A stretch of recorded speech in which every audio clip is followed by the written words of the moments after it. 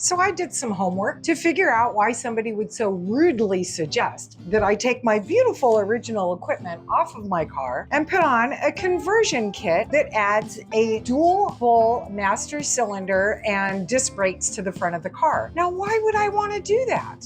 Such a rude suggestion forced me to do a little bit of homework and learn exactly how the original brake system works. Now I know what a failure the original brake system is. So we're looking at a conversion kit in our near future. I got some very valuable community feedback from you guys. You don't even know how I appreciate you. So the strongest consensus is to take a look at the brake system first because, safety first. I want to thank Matthew, Pat, Brian, Greg, Terry, Snowman, Rick, Joe, Jim. All of you have contributed such valuable information for me. You have no idea what a professional beginner I am. I really need this help. I know it's kind of a toss-up. Start with the engine, start with the brakes. I'm going to start with the brakes. I have a lot of learning to do, and that just seems like the lesser of two evils. And I'm solo. I can't carry the fire extinguisher, the water, and press the start button all at the same time myself. Now let's get into it. It is hot here today. Not like Arizona hot, but it is California hot. 98 degrees, which makes it like, 110 in this tin building. So let's go. I'm gonna start with this master cylinder and power boost and see what's going on here. It certainly needs to be cleaned off before I open it up. Let's do that.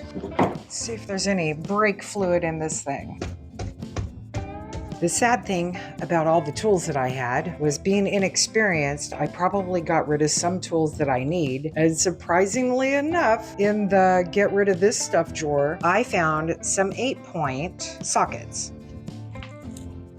Ooh, that's how you do it. All right, let's take a look inside there. Let's see if there's any fluid at all. About half down. It actually doesn't look too bad. I can't remember exactly what color it's supposed to be. It's not black. It still looks like regular fluid. And it does not look like there's a bunch of chunks hanging around inside there. Do you have one of these things? Because this is the coolest gadget ever. I seem to be one of those morons that can't work the little tire gauger checker thing. I do think I should check to see if these brakes are locked up. There you go. 5-bolt pattern, couple spiders. Oh, I did have a conversation with somebody about these wheels and whether or not my grandfather changed them to a 15-inch wheel. I actually still have the 14-inch wheel on here. I did have the proper tubeless tires put on, so I don't know what kind of difference that made with the hubcaps. We're gonna break these loose and see if these brakes are locked up.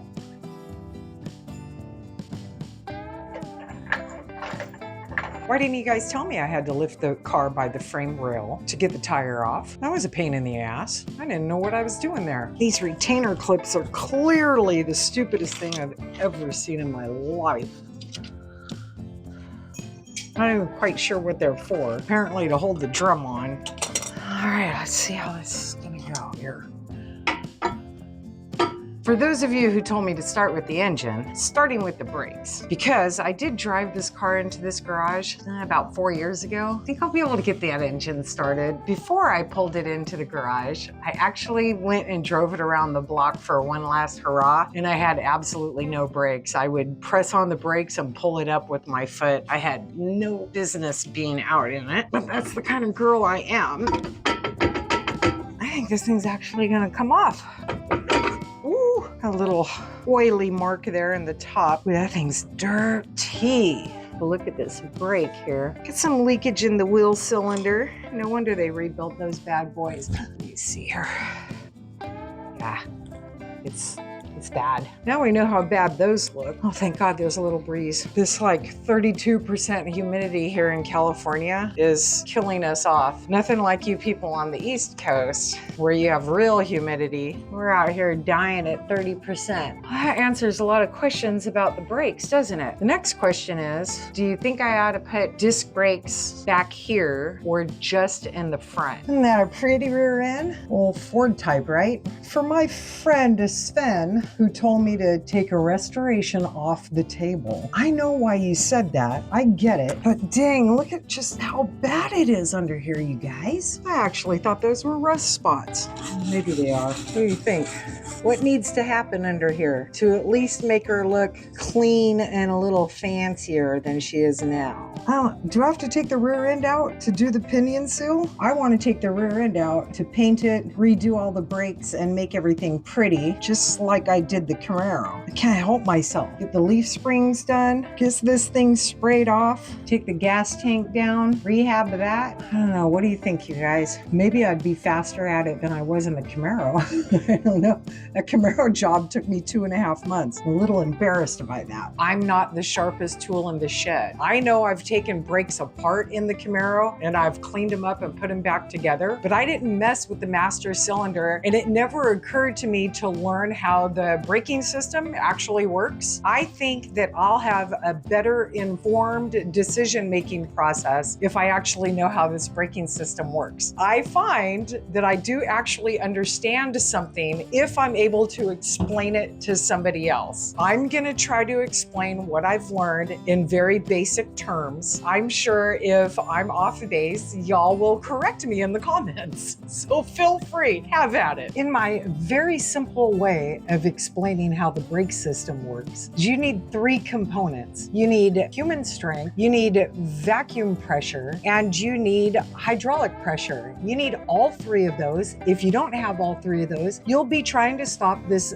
6,000 pound beast like the Flintstones. We start with our human pressure on the brake and mine won't come back up. So the force of my foot gets multiplied by the action of the lever. It pushes a steel rod through the firewall into the engine bay, and that steel rod actually goes into the power booster. The power booster multiplies the pressure again by grabbing vacuum from the intake manifold. So from what I understand, this power booster is a sealed unit, and it's sort of split in half by a diaphragm, a rubber wall. This hose sucks air out of the booster, so it's pulling air out of here and pushes it into the intake manifold. And that's creating an empty space inside the power booster. When you press on the brake pedal, you open a tiny valve that lets outside normal air rush into the back half of this booster. And then the result is this high pressure outside air slamming into the vacuum side, pushing the internal rubber wall, the diaphragm, forward with incredible force, right? So the engine's vacuum essentially does a bunch of this legwork for you. So then in steps this master cylinder. This power booster pushes a piston directly into this master cylinder. It forces the brake fluid out of this cylinder under extreme pressure into your brake lines that then pushes it to all 4 wheel cylinders. M-Dog 1604 suggested that I get rid of this single bowl master cylinder and move to a front disc brake conversion with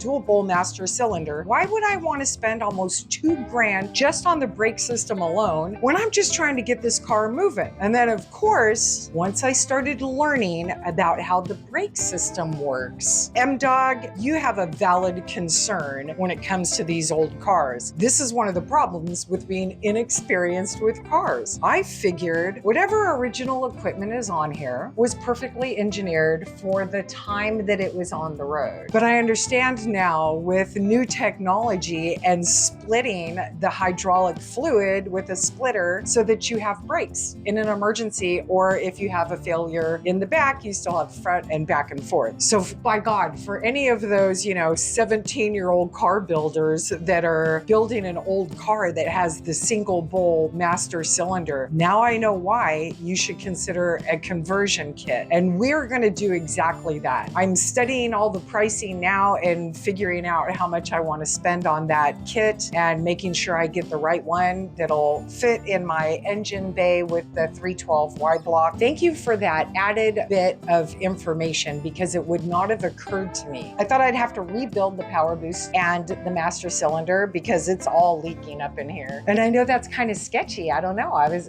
maybe a little nervous about trying to rebuild that, or sending in the core. That'd be a little less expensive. I may not get to the pretty paint part that I really want to be at for many years, but I am going to get to cleaning this thing up one bolt at a time. And I have to crowdsource information in order to do that. You guys are the best help, and I appreciate that you leave me the comments and tell me what my next steps are. If you want to know more about that really cool 1968 RSSS Camaro, check out this playlist right here. I've done a few little jobs to it, trying to keep it going and just learning how to work on a car. And if you want to know more about how I ended up in Girl Garage at 58 years old, check out this long, boring video right here.